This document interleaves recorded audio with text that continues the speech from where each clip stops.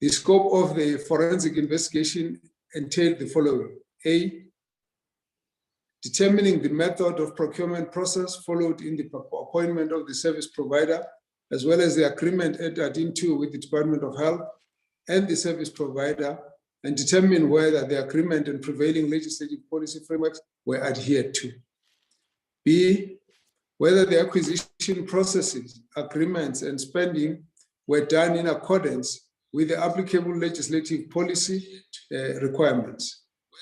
C, identifying any irregular, unauthorized, and/or fruitless and wasteful expenditure incurred by the officials and associated accountability. D, investigate any other related discrepancies and irregularities identified during the course of the investigation, including but not limited to theft, fraud, and corruption. E, the forensic investigation must cover the work performed by Department of Health, government institutions, service providers, and subcontractors involved, and relevant industry specialists must be consulted when necessary. F, if there are indications that allegations identified may result in disciplinary, criminal, or civil action, when necessary, this must immediately be reported to the project manager during the course of the forensic investigation in order to consider the necessary action. And G, to review invoices before they are processed for payment and advise if the Department of Health should consider suspending the services pending the outcome of the investigation.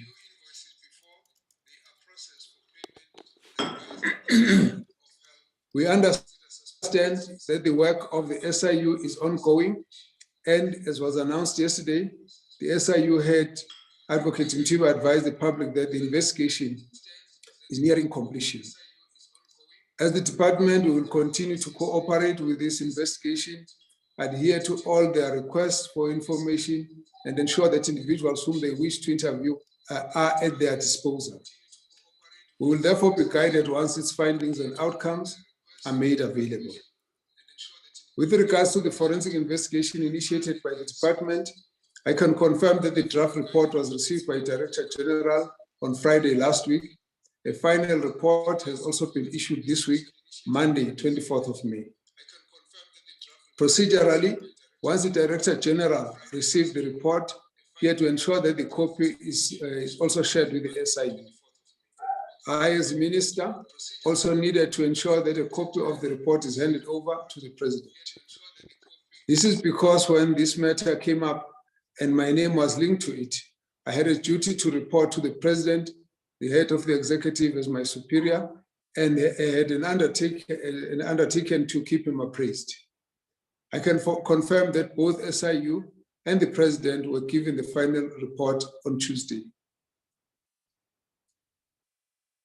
I need to state that given the various actions that are already underway, we have been legally advised that we cannot fully disclose the details of the report at this stage and a plan of action that is already underway. This is because given the seriousness of the findings and intensity of the steps being undertaken, detailed public disclosure may jeopardize remedial action that is being undertaken. In summary, the investigation has found that the tender bidding process followed was in contravention of the Public Finance Management Act. The process of appointing Digital Vibes was irregular. Irregularity findings range from inconsistencies in the bid committees to lack of disclosure of conflict of interest. Secondly, the investigators have found that an amount of some 37 million paid to Digital Vibes constitute fruitless and wasteful expenditure.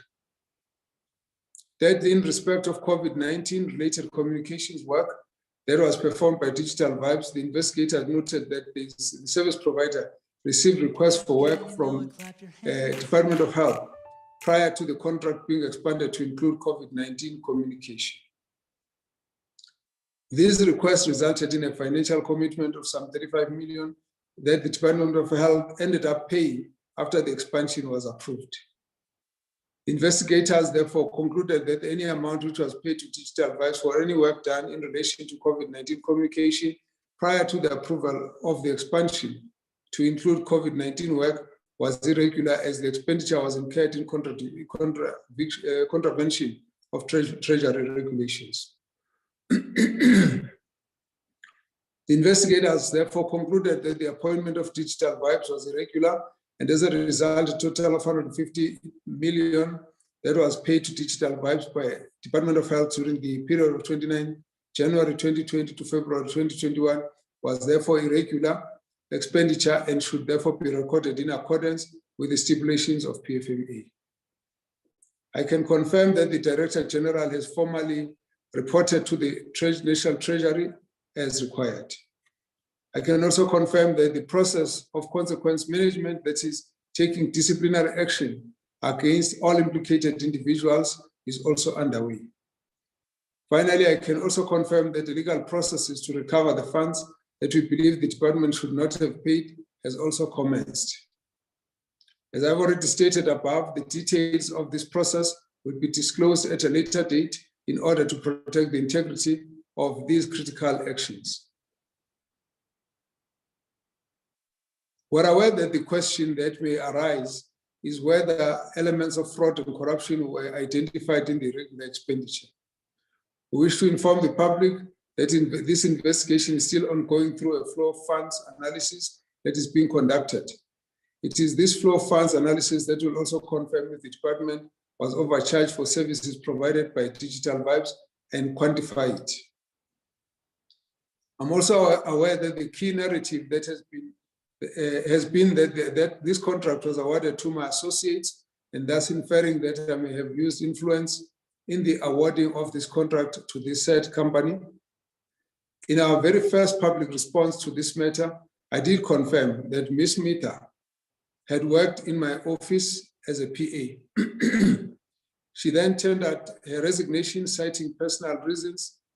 In fact, the details of her resignation at the time were communicated to me by her direct supervisor, the Chief of Staff.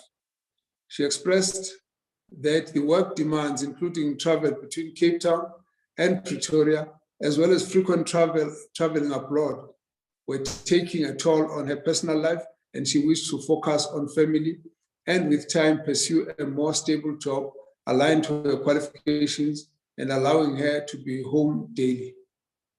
This was reasonable, and her resignation was accepted. At no point did she disclose that she was joining a company that had been awarded a contract by the department. There was never such a discussion with myself as the minister or any of the ministry officials. It was only after several months of that resignation that I was alerted by my office that Ms. Mita was now working with the communications company. This came about as they reached out to my office to make an appointment to do various TV and radio recordings for the COVID-19 awareness campaign. In relation to Ms. Mater, I confirmed as early as February when this was asked by a journalist that indeed we had worked with Ms. Mater when I was in the Luthuli House as Treasurer General. The office was required to fulfill various public and stakeholder engagements, coordinate events and meetings. This was not extraordinary. All senior officials of the ANC are supported in such activities by Communications Office and support staff at Luthuli House. Therefore, I worked with many of these comrades at the time in the fulfillment of my role as TG. I must also clarify that when we contested ANC leadership positions for our national conference in 2017, I did not appoint a personal spokesperson. Many comrades offered their support in their individual capacity. But there was no one, including Ms. Mater, who was assigned as my personal spokesperson as it had been reported. I also do not regard any of these individuals whose names have been mentioned publicly as personal friends, but they are certainly my comrades. I have worked with them in the ordinary course of my political or official duties, and this is not unusual. As minister, my obligation is to declare any conflict of interest when it arises, and in this instance, I had not identified any conflict of interest. I did not participate in the company's appointment process. I did not in any way influence the selection of employees or consultants of the company. Even at the departmental level, the minister is only informed once the whole procurement and administrative process has been concluded. As the executive authority, he is then notified and asked to approve the overall strategic implementation and program of action and its final financial implications. This only occurs after the processes, the administrative processes by the department, bidding and finance committee, confirming that the processes have been followed in line with all the legal prescripts, and confirmation of the budget is available and is being allocated. And lastly, the Director General, as the accounting officer, has also signed off on this. As our practice as ministers, we do not sign any submission that has not met these requirements. This therefore guards against and draws a clear line between administrative and procurement processes of the department and the role of the minister as the executive authority. In relation to both the NHI and COVID response, health is the department that is tasked with and responsible for the implementation of these strategic programs that have been resolved by cabinet already. As early as 2019, there was a general concern in cabinet that the messaging and education and communication to the public in relation to the NHI was weak. Government had not properly unpacked its purpose, benefits to the broader society, and concerns raised by various stakeholders had not been addressed.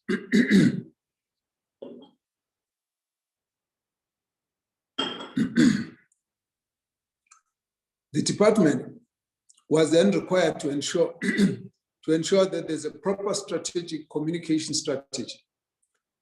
That is how far our interest as political office bearer will go, that there is implementation of such resolutions at an administrative level, which complies with all legal requirements. Having said this, Section 217 of the Constitution is very clear. It requires that when an organ of state contracts for goods and services, it must do so in accordance with the principles of fairness, equitability, transparency, competitiveness, and cost effectiveness.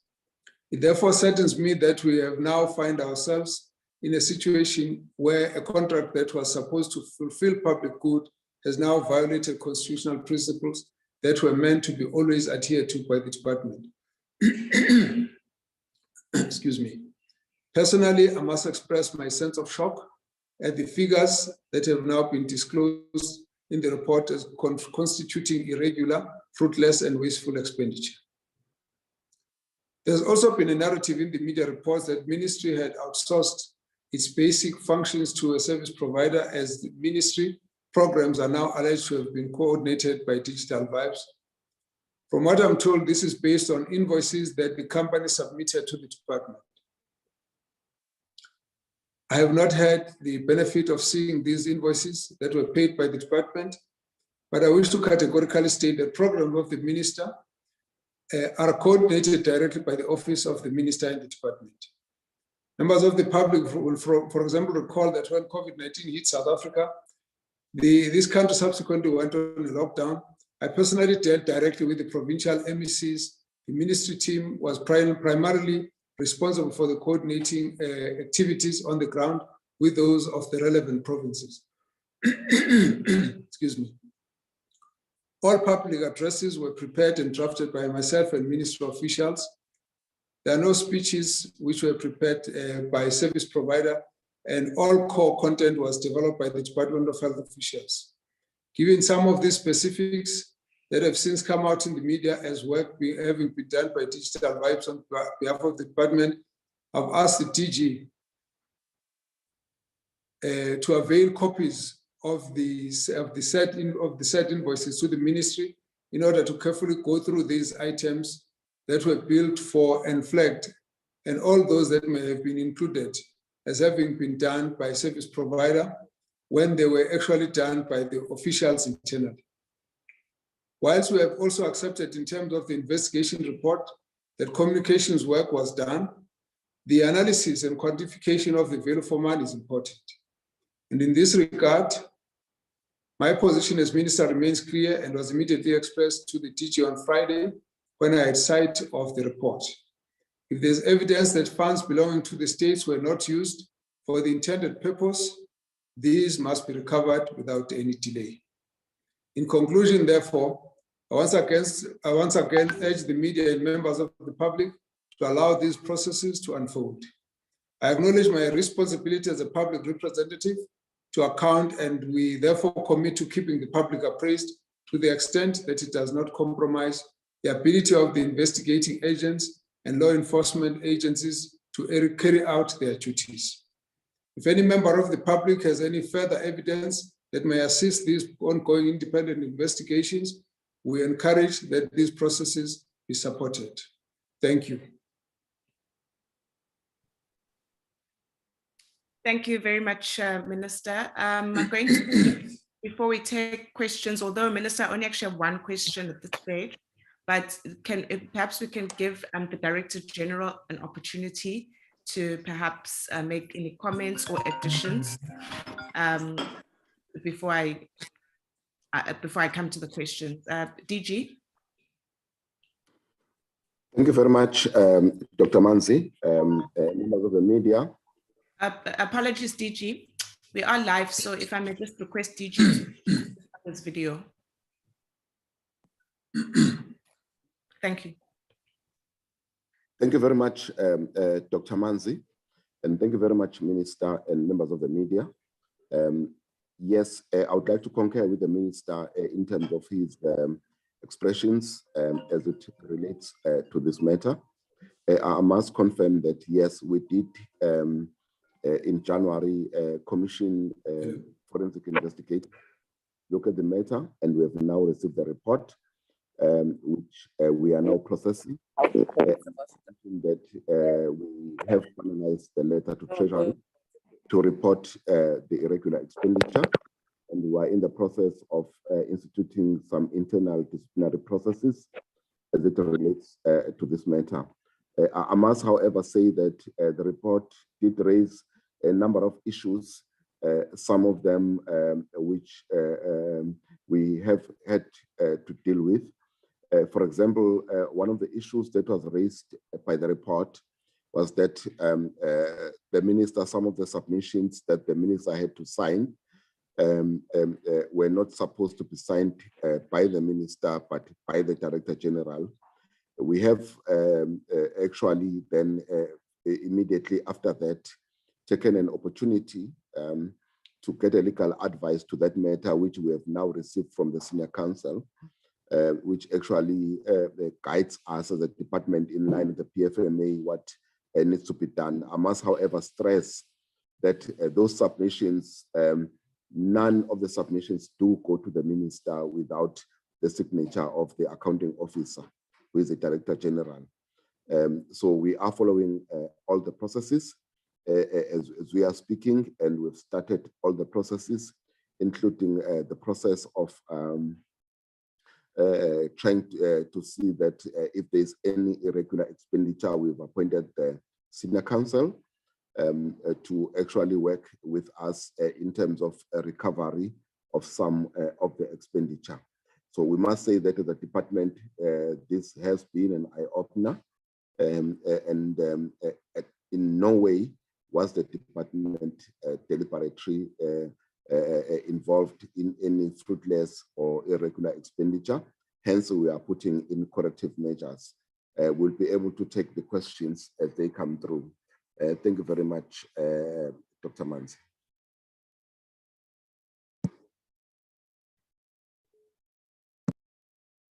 Thank you very much, DG.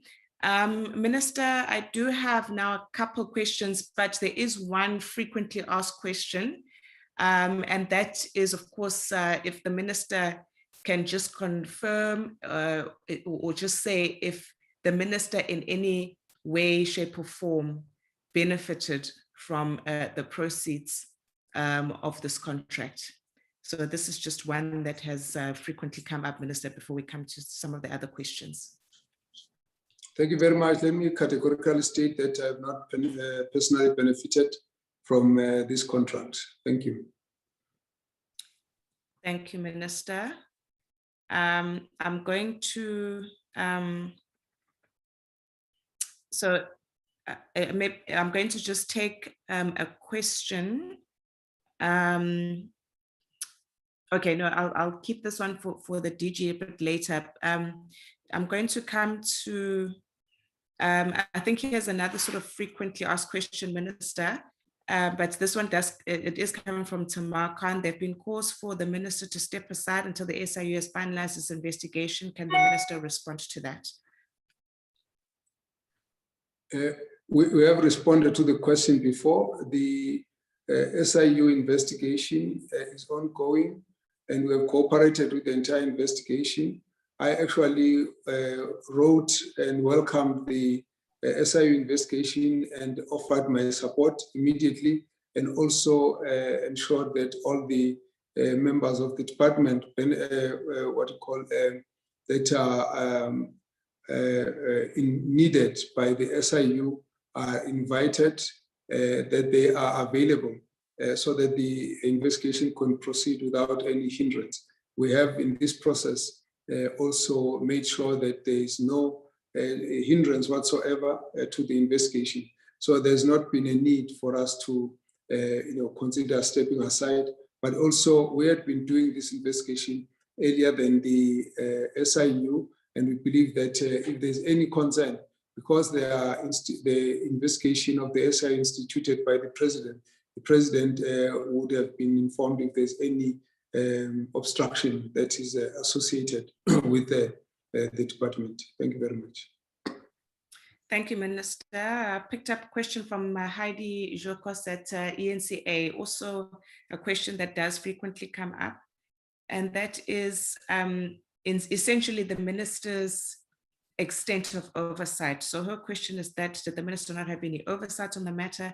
And if the Minister found the contract awarded was irregular, how was this not picked up before by the Minister? The Minister has addressed this, but perhaps just to clarify, the extent that the Minister actually has of oversight and who actually gets to pick up these issues. Thanks, Minister. Yes, the management in the department would then oversee the contract, and if they pick up anything, then those would be processed. But if not, the Auditor General would pick up and then raise the issue with the Director General. In this case, that has already happened. And the Director General, once something has been found by the AG that needs investigation, then it of course has briefed the Minister, and the Minister has actually advised that the Director General should go ahead with the investigation. And in this case, it was my specific advice that the Director General get an independent investigation into this. That has happened. So that would say we've covered the full spectrum of oversight by the department, including the checks and balances that are necessary. If any one part of the department missed something, then the next one should be able to pick it up. And this, in this case, this has happened.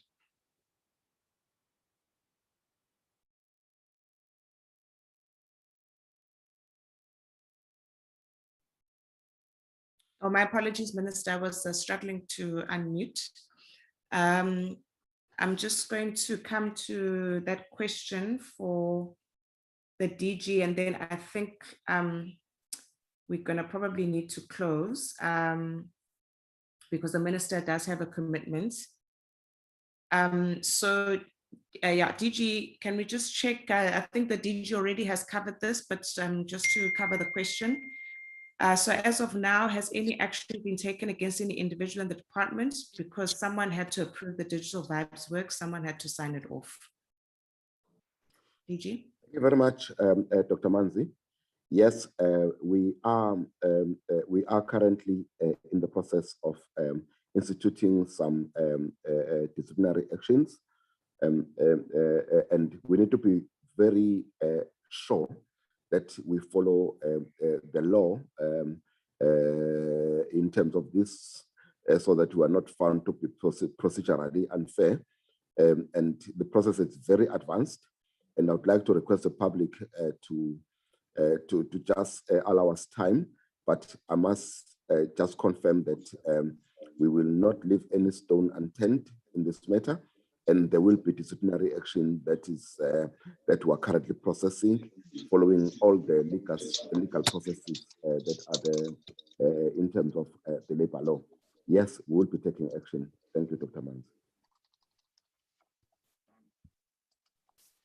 Thank you very much, DG. Minister, would the Minister like to perhaps make some final remarks before we close, as we do need to allow the Minister to leave? No, thank you very much. At this point, I would just make one comment, and that is we have gone through a process of investigation. One of the questions that keeps arising sometimes is about whether our comrades can participate in any of the contracts. As far as I would be concerned, the most important thing is to make sure that the processes are done properly, and therefore, any conflict of interest declared, and that in the department where I work, I found a lot of people that I grew up with, that I went to school with, that I've worked with in the various aspects of the Department of Health as professionals that have had to be appointed for various roles and positions. And this, for me, as long as the processes have been done properly, there is nothing unusual. And therefore, if any one person is known, or if any person has been associated with the department, those kinds of situations we need to guard against any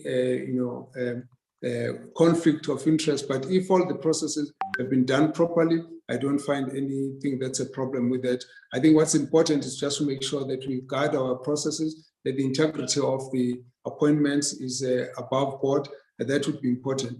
But having said all of this, I want to just say thank you to the members of the public and the media, that when there's any new information in the future, we'll make this available to the public. Thank you very much for your attention. Thanks. Thank you, Minister. We really appreciate that the Minister has given us this time this morning. And with that, we can close the briefing now. Thank you, Minister, and thank you, DG, as well. And thank you to the members of the media. We appreciate.